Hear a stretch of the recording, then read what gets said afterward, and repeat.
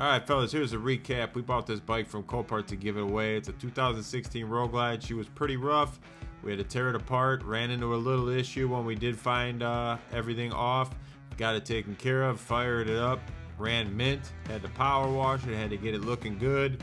Threw a body kit on there and had it actually get it ready and road tested so we can get it inspected. Then immediately tore into it, blacked it all out with local powder coating, black powder coat, and then some Gardner Westcott chrome 12-point bolts. So we got the dirty air ride, full air ride, fast air ride system going on here. Getting it all unboxed right now. This is basically the kit, the El Grande, I think they call it. It's the same one we use on all the big wheels, all our fat tires, everything. So they got the whole system here. Get your freshener, that's why we order them. Dropped our thread locker. But I remember a quick story on Dirty Air when they first came out. This is 5-6 years ago. They were gonna start selling air ride kits, and I was like, man, these dudes are fucking idiots just trying to build air ride kits. They're not gonna make no money. And now I wish I was in the air ride business, because they are the only ones that sell air ride kits. They've revised their stuff in the years and just made it better and better. And now with these smaller tanks, the way they mount on the rails on the 14 and up, just way nicer, way cleaner, lot less issues.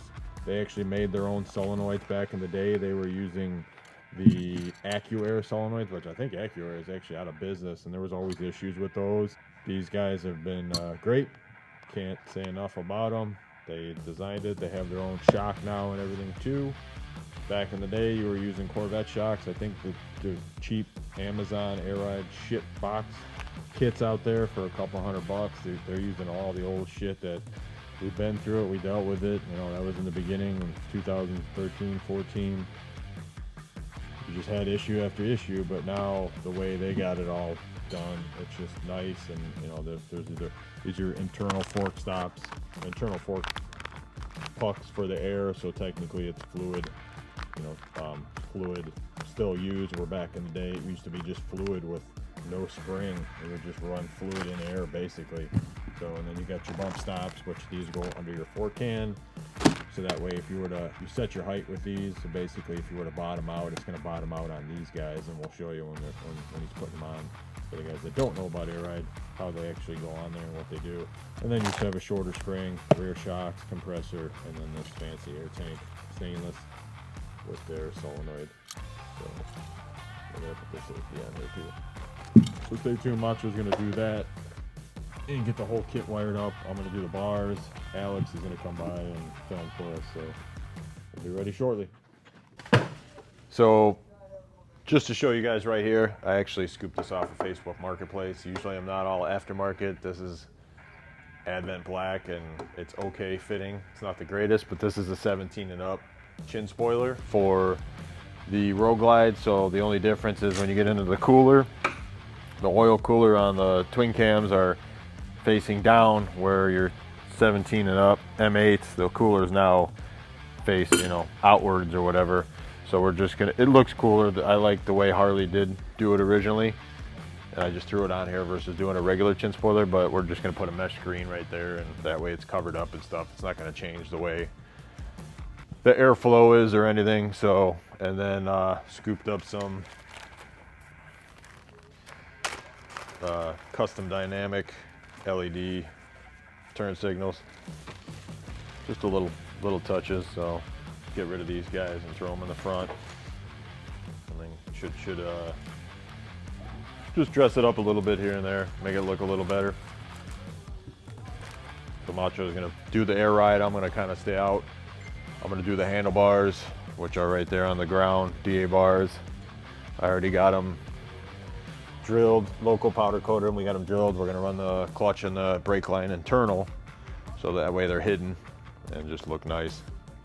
So I'm gonna tackle that, so that way I'm out of his way. And then, because by now you've seen the video bike, the bike fired up. The bike actually fired up the day we got it here.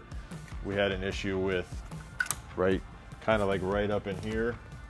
Part of the harness had just got kissed by the bracket and it split it, and that's what caused us not to have power.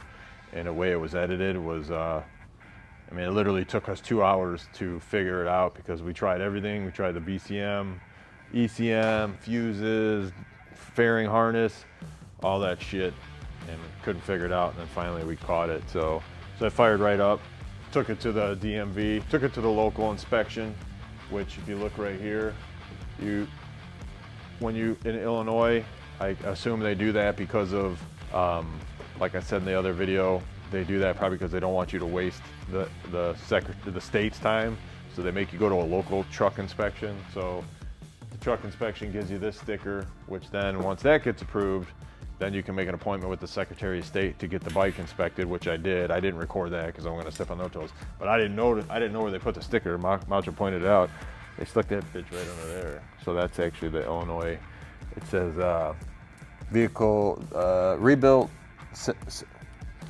salvage vehicle passed anti-theft inspection, and has a serial number. Not to be removed under penalty or law. I'm assuming that's in Illinois, but so basically they're inspecting all the signals and all that shit. You're not gonna be able to do it, so it doesn't, whatever.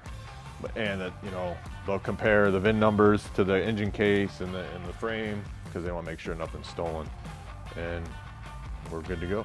Just gonna get this handled. So stay tuned.